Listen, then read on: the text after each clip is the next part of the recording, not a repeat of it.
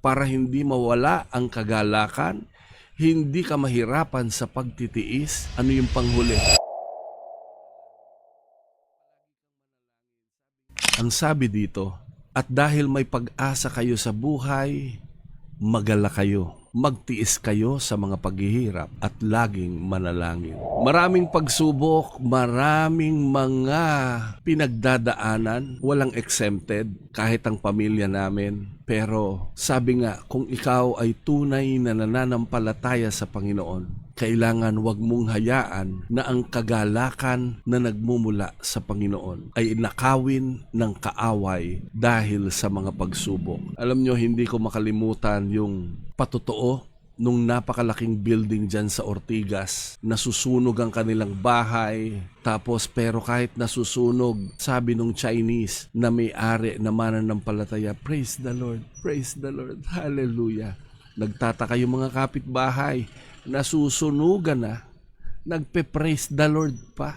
Pero purihin ng Panginoon, pagkatapos ng sunog yung kanyang lote, nilapitan siya ng isang negosyante at inalok siya na tatayuan ng building, uupahan ng kanyang lote. Doon sila titira sa tuktok ng building at ngayon makikita nyo hanggang ngayon, nakatayo yung building na yon na may nakalagay na to God be the glory. Kanila na yung building, kaya pinapaupahan na nila.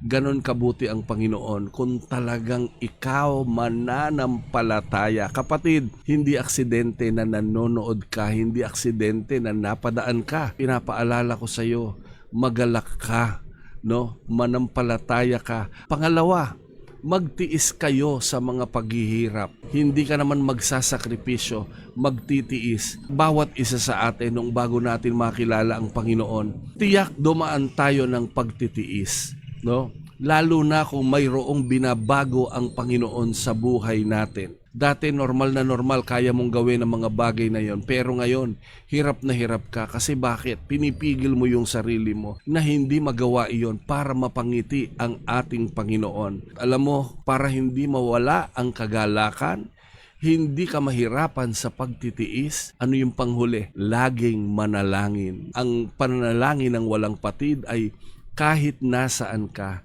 kahit ano ang ginagawa mo, kahit nakasakay ka sa sasakyan, nasa loob ka ng toilet, nagluluto ka, naglalaba ka, no?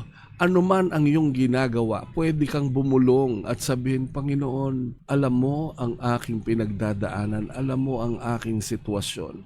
Purihin ang Panginoon. Kung meron kang dinadaan ng lubak, kung hindi mo kayang bilisan ang paglakad, okay lang na dahan-dahan para hindi masugatan ang iyong gulong, hindi pumutok ang iyong gulong. Okay lang na dahan-dahan. Pero ang sasabihin ko sa iyo, huwag kang magpa-parking. Kasi pag tumigil ka dun sa gitna ng lubak, hindi ka makararating dun sa napakagandang plano ng Panginoon. Maraming salamat po sa umagang ito. Pagpalain ng Panginoon ang kanyang salita